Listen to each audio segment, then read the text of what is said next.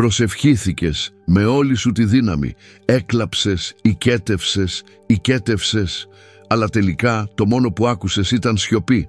Ίσως προσεύχεστε μια από αυτές τις 3 προσευχές που, σύμφωνα με τον Άγιο Παΐσιο, ο Θεός δεν απαντά ποτέ.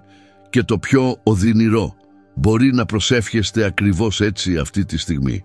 Σε αυτό το βίντεο θα ανοίξουμε τα μάτια σας σε μια διδασκαλία που μπορεί να αλλάξει τη ζωή της προσευχής σας για πάντα.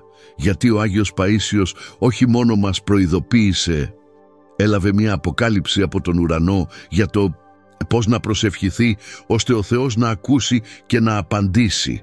Αλλά πρώτα πρέπει να μάθετε τι εμποδίζει την προσευχή σας. Υπάρχουν πόνοι που κανείς δεν βλέπει. Πόνοι κρυμμένοι πίσω από αναγκαστικά χαμόγελα, χαμηλωμένα μάτια στη λειτουργία και θα είναι εντάξει, είπε περισσότερα στον εαυτό του παρά στον Θεό. Και είναι σε αυτές τις στιγμές, τις πιο σκοτεινές της ψυχής, που πολλοί γονατίζουν, φωνάζουν, παρακαλούν, ζητούν σημάδι, ένα θαύμα, μια απάντηση. Όμως δεν γίνεται τίποτα.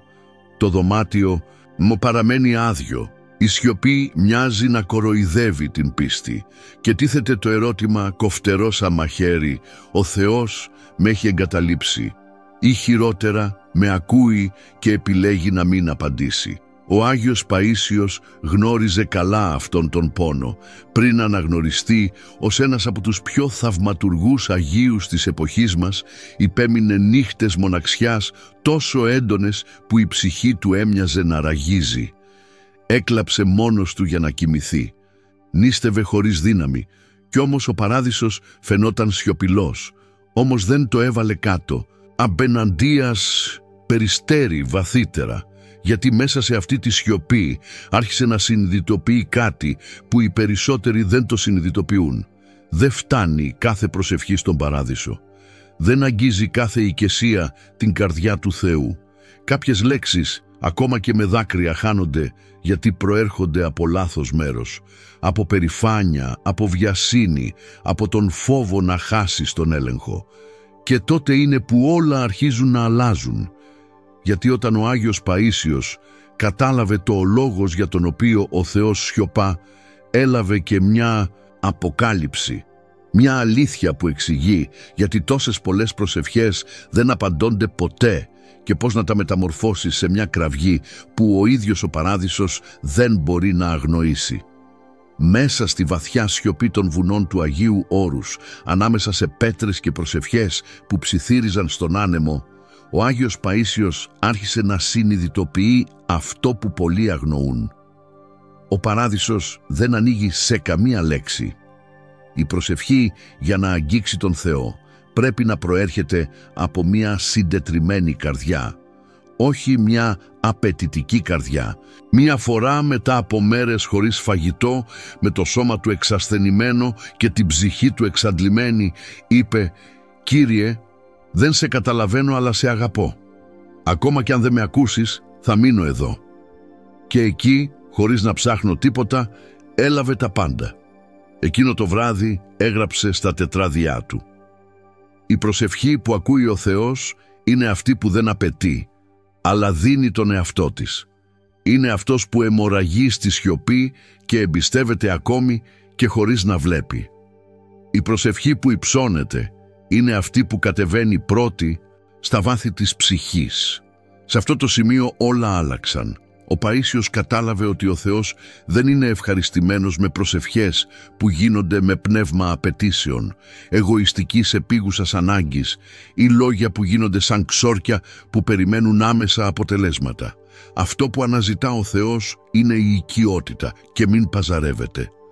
Και τότε του αποκαλύφθηκε ένα μυστικό, μια σπάνια διορατικότητα, καρπός αγρυπνιών και δακρύων. Υπάρχουν 3 είδη προσευχής που δεν συγκινούν τον παράδεισο, όχι λόγω της θείας σκληρότητας, αλλά επειδή προέρχονται από μια καρδιά που χρειάζεται ακόμα να θεραπευτεί, να αδειάσει, να εξαγνιστεί. Ο Άγιος Παΐσιος δεν το κράτησε αυτό για τον εαυτό του. Μας άφησε μία προειδοποίηση και μαζί του ένα κλειδί, αυτό που ξεκλειδώνει τις πόρτες του αόρατου για όσους τολμούν να προσευχηθούν με το σωστό πνεύμα.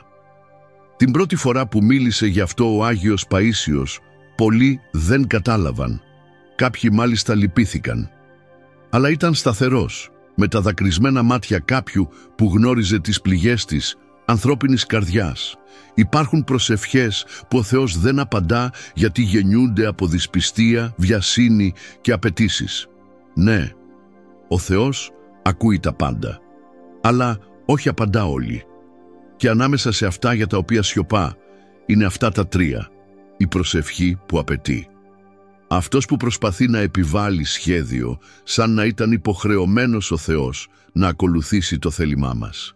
Η προσευχή που αμφιβάλλει, αυτό που γίνεται χωρίς πραγματική πίστη, περιμένοντας ήδη ότι δεν θα λειτουργήσει. Η περήφανη προσευχή, μεταμφιεσμένος, σε ευσέβεια, αλλά αναζητώντας πνευματική ματαιοδοξία ή χειραγωγώντας τον παράδεισο με όμορφα λόγια. Αυτές οι προσευχές δεν απαντώνται, όχι επειδή ο Θεός είναι αδιάφορος, αλλά επειδή είναι πατέρας και όπως κάθε στοργικός πατέρας δεν ενδίδει στις ιδιοτροπίες, αλλά οδηγεί τα παιδιά σε αυτό που πραγματικά σώζει. Ο Άγιος Παΐσιος μας δίδαξε ότι η προσευχή που μετακινεί βουνά είναι αυτή που δεν θέλει να ελέγξει τον Θεό, αλλά εγκαταλείψτε τον εαυτό σας σε Αυτόν. Και με ταπείνωση μας άφησε μια σύντομη, βαθιά και μεταμορφωτική προσευχή. Μια προσευχή που πηγάζει από τα βάθη της ψυχής και ανεβαίνει σαν θυμία μας στο θρόνο του υψίστου. Τώρα, με την καρδιά σας στη σιωπή, επαναλάβετε με πνεύμα αυτά τα λόγια του Αγίου Παϊσίου. «Κύριε Ιησού Χριστέ, ελέησόν με, όχι για αυτό που θέλω, αλλά για αυτό που ξέρεις ότι χρειάζομαι, όχι σύμφωνα με τη βιασύνη μου, αλλά σύμφωνα με τον χρόνο σου. Θεράπευσε ό,τι δεν καταλαβαίνω, μεταμόρφωσε ό,τι δεν βλέπω και η ζωή μου να είναι δική σου, ακόμα και όταν δεν καταλαβαίνω τους τρόπους σου. Αμήν».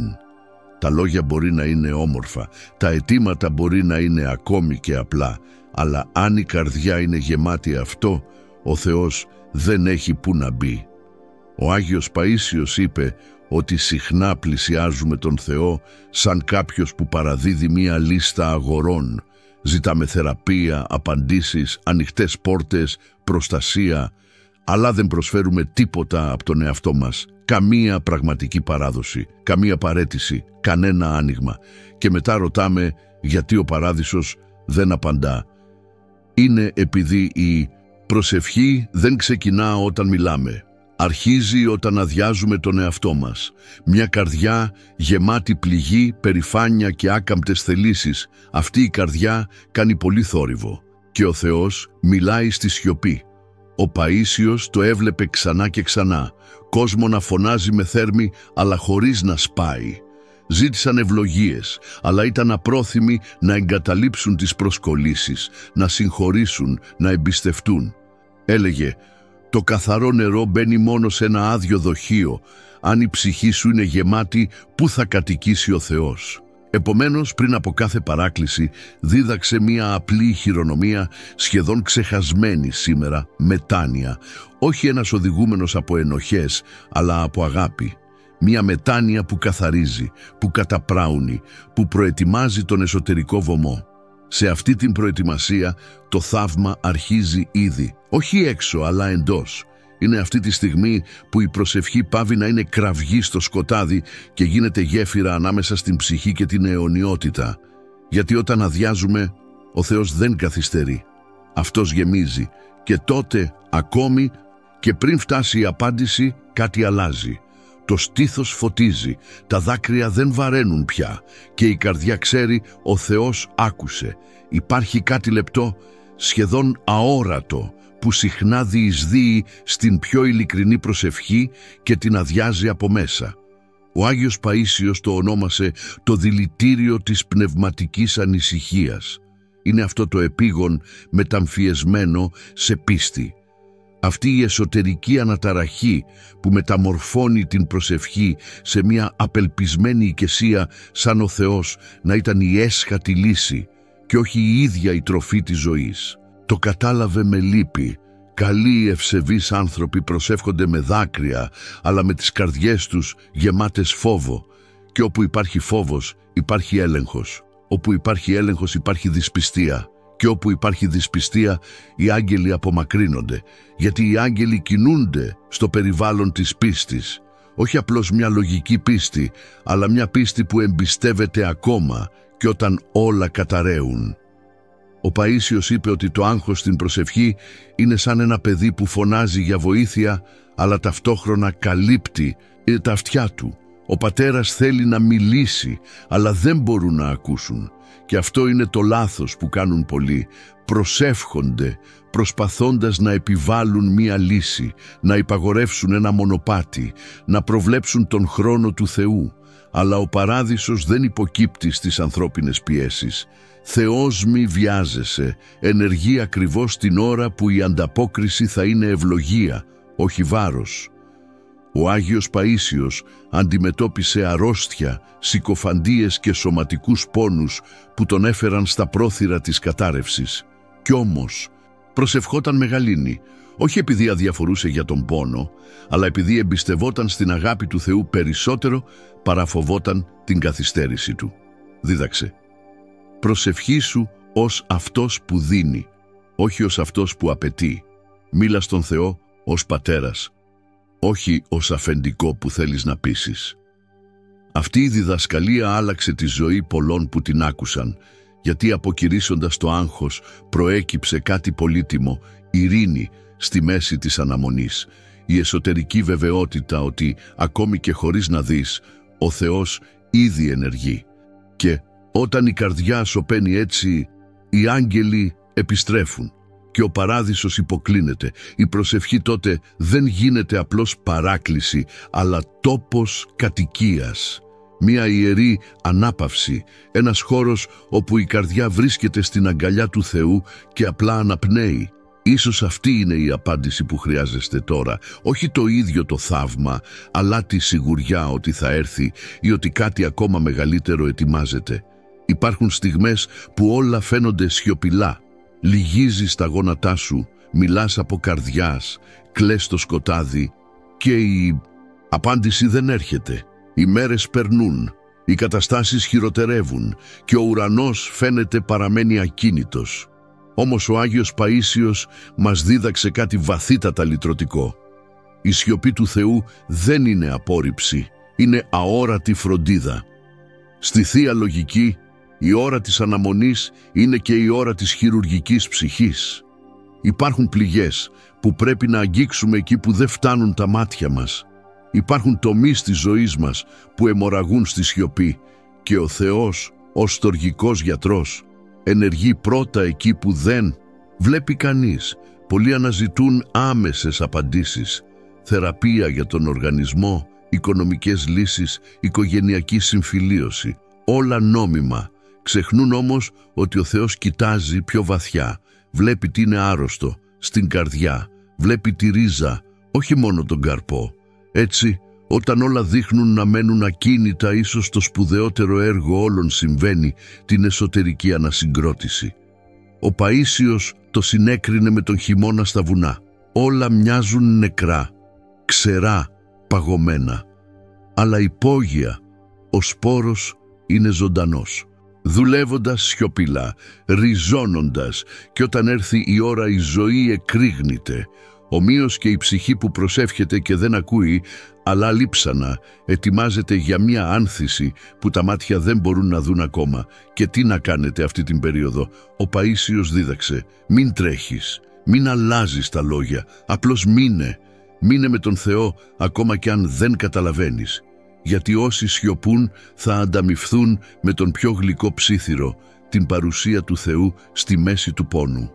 Πολλές θεραπείες που είδε, σωματικές, συναισθηματικές και πνευματικές, δεν ήρθε μετά από απελπισμένες προσευχές, αλλά μετά από στιγμές πλήρους παράδοσης, όταν η ψυχή σταμάτησε να παλεύει με τον Θεό και άρχισε να τον εμπιστεύεται.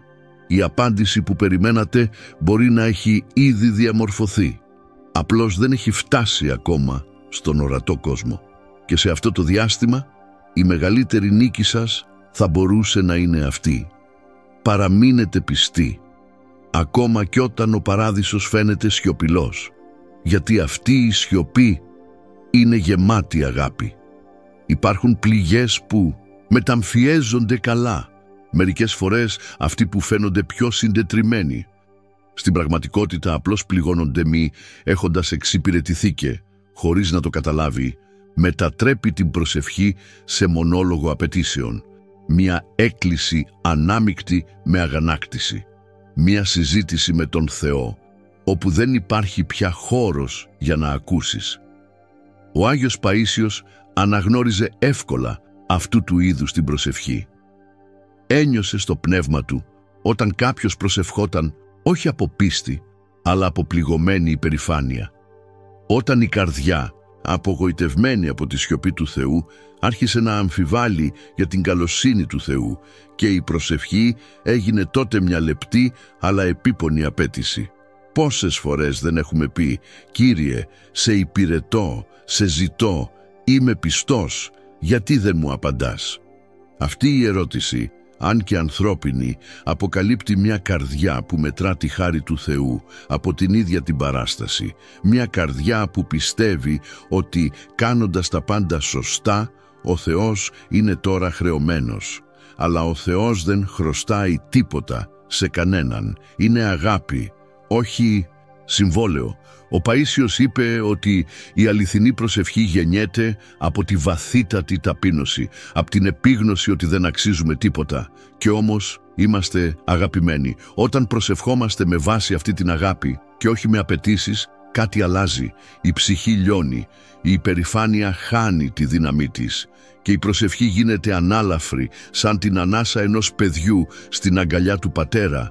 Αλλά όταν η προσευχή προέρχεται από πληγωμένη υπερηφάνεια, από ένα καμουφλαρισμένο πνευματικό εγώ, κλείνεται στον εαυτό της. Και εκεί, όσο όμορφη κι αν είναι η ομιλία, δεν υπάρχει χώρος για θαύματα. Ο Παΐσιος το βίωσε από πρώτο χέρι. Ομολόγησε ότι στα πρώτα χρόνια της μοναστικής του ζωής προσευχόταν ελπίζοντας να νιώσει έκσταση, να λάβει οράματα και να αποδείξει ότι μεγάλωνε πνευματικά. Και όταν ο Θεός σώπασε, απογοητεύτηκε, μέχρι που κατάλαβε δεν προσεύχεται κανείς για να αναγνωριστεί, ούτε καν από το Θεό. Κάποιος προσεύχεται να χαθεί μέσα του. Μετά από αυτό τα λόγια του έγιναν απλά, ταπεινά και αληθινά. Και ήταν σε αυτό το μέρος του απόλυτου κενού που άρχισαν να γίνονται θαύματα. Όχι επειδή αναζήτησε θαύματα, αλλά επειδή ο Θεός τα βρήκε εκεί.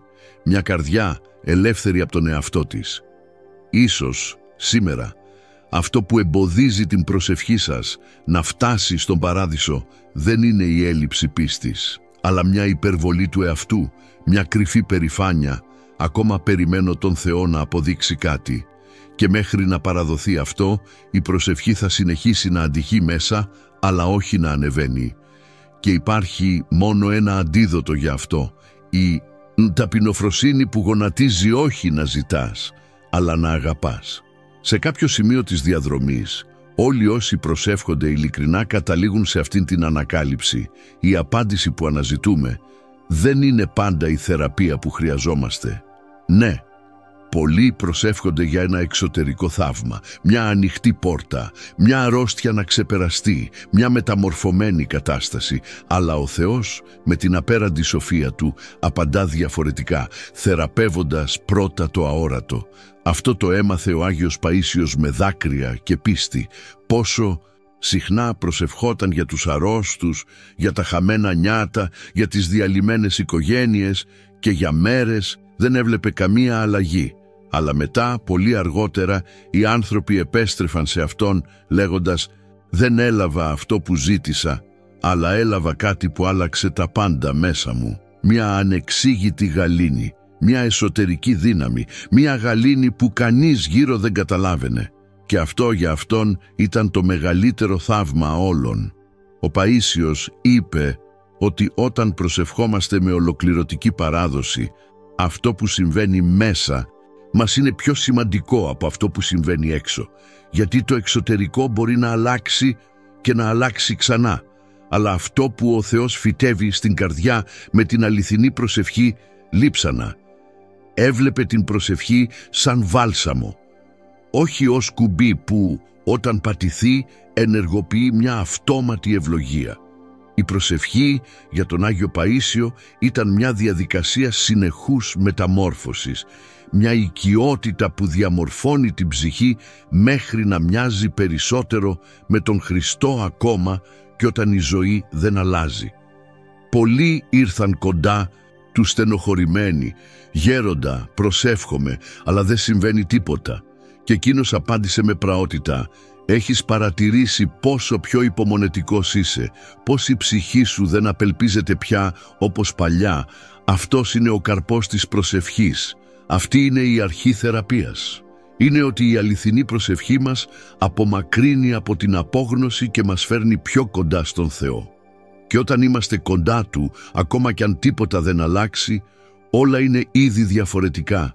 Ο Παΐσιος το ονόμασε αυτό τη σιωπηλή απάντηση. Αυτή που έρχεται όχι με τη μορφή ορατού θαύματος, αλλά ως ειρήνη που εισβάλλει και παραμένει. Και αυτή η ειρήνη, είπε, είναι σημάδι ότι ο Θεός είναι εκεί. Ακόμα και χωρίς απάντηση θεραπεύει. Συχνά η πιο ισχυρή προσευχή δεν είναι αυτή που αλλάζει τον έξω κόσμο, αλλά αυτή που μας αλλάζει μέσα μας. Αυτή που μας διδάσκει να αγαπάμε χωρίς να λαμβάνουμε, να εμπιστευόμαστε χωρίς να βλέπουμε, να ελπίζουμε χωρίς να φοβόμαστε. Και ίσως αυτό είναι που χρειάζεστε αυτή τη στιγμή, όχι μια νέα ευλογία, αλλά η επίγνωση ότι η προσευχή σου ήδη σε διαμορφώνει, χρησιμοποιείται ήδη από τον Θεό για να σας θεραπεύσει από πράγματα που δεν ήξερες καν ότι πληγώθηκαν. Δεν είναι μόνο να ζητάς και να λαμβάνεις. Είναι να μείνεις. Να συνεχίσω να προσεύχομαι, έστω και χωρίς εγγυήσεις. Να εμπιστεύεσαι ακόμα και χωρίς σημάδια.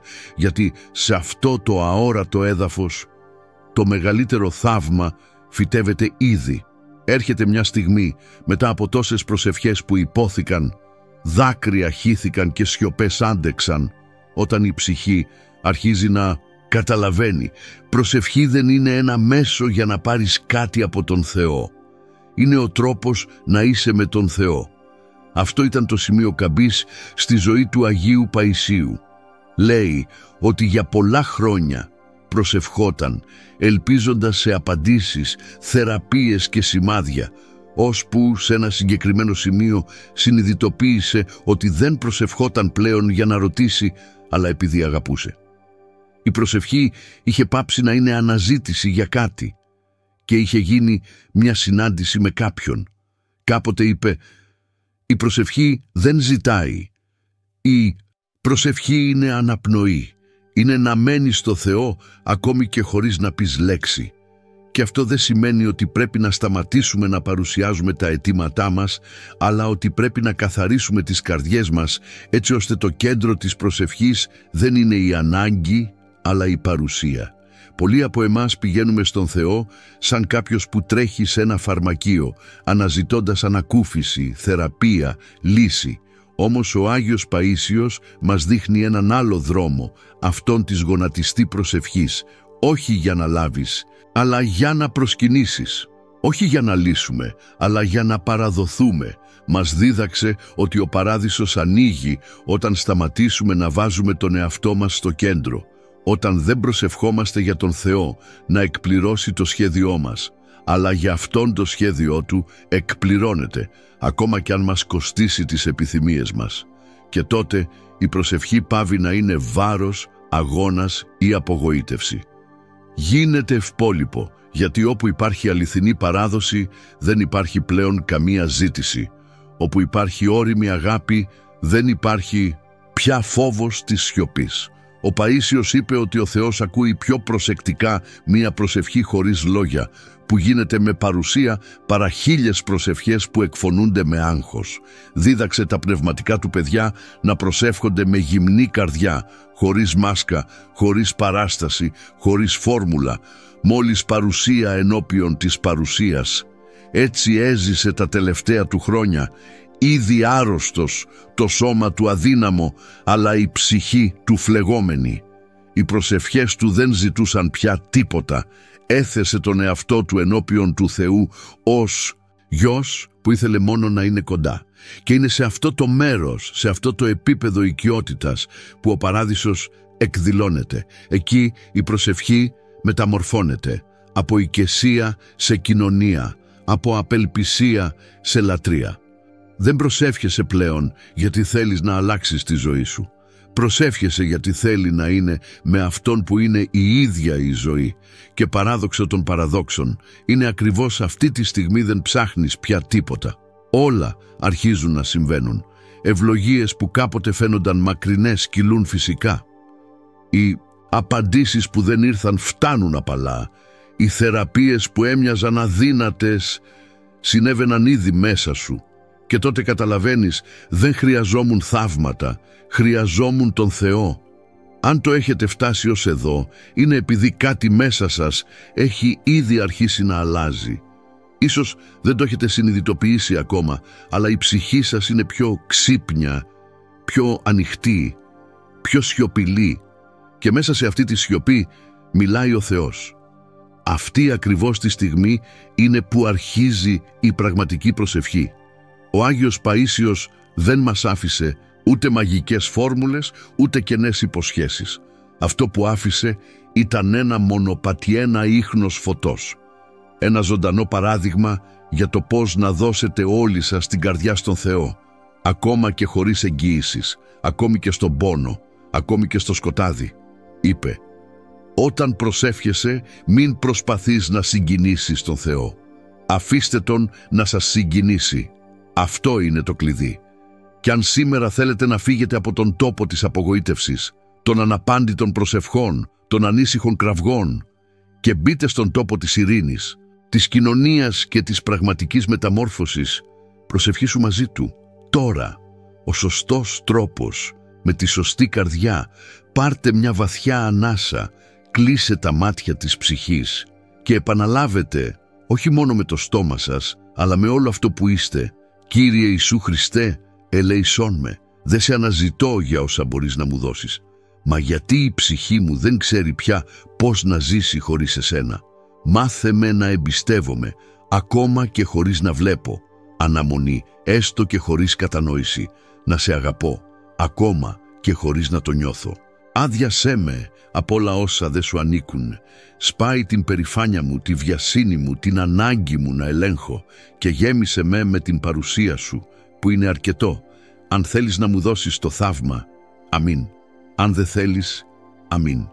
Γιατί το μεγαλύτερο θαύμα είναι να είμαι μαζί σου, και απλά θέλω να είμαι, τώρα και για πάντα. Αμήν. Αυτή η απλή προσευχή που γεννήθηκε από την καρδιά ενός Αγίου που έζησε τα βάσανα και τη δόξα, μπορεί να είναι η αρχή μιας νέας πνευματικής ζωής για εσάς. Όχι επειδή αλλάζει τον Θεό, αλλά επειδή αλλάζει εσείς. Και όταν αλλάζεις, όλα αλλάζουν γύρω σου. Τώρα, ανάσα, αφή, διαμονή.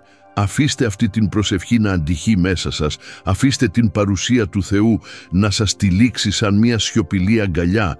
Μην βιαστείτε να φύγετε από αυτή τη στιγμή. Είναι ιερό. Αν αυτή η προσευχή άγγιξε την καρδιά σου, μην το κρατάς για τον εαυτό σου. Μοιραστείτε αυτό το βίντεο με κάποιον που έχει βαρεθεί να προσεύχεται και να μην βλέπει καμία απάντηση. Φέρτε φως σε όσους βρίσκονται στο σκοτάδι και στα σχόλια γράψτε με πίστη. Κύριε, δίδαξέ με να προσεύχομαι με την καρδιά μου. Ας δημιουργήσουμε μια αλυσίδα προσευχής, πίστης και μεταμόρφωσης. Ο Άγιος Παΐσιος μεσολαβεί μαζί μας και ο παράδεισος έχει ήδη αρχίσει να κινείται.